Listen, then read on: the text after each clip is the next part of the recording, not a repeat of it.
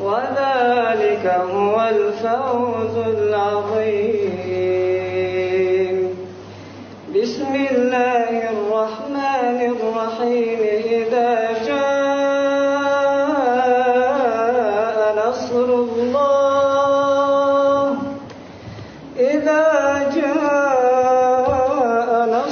الله والفتح ورأيت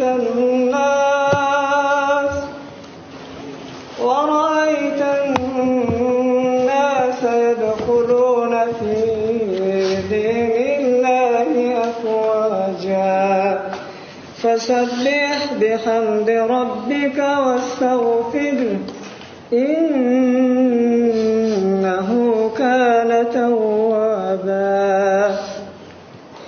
بسم الله الرحمن الرحيم. اللهم صل على روح مبارك سيدنا محمد في الأرواح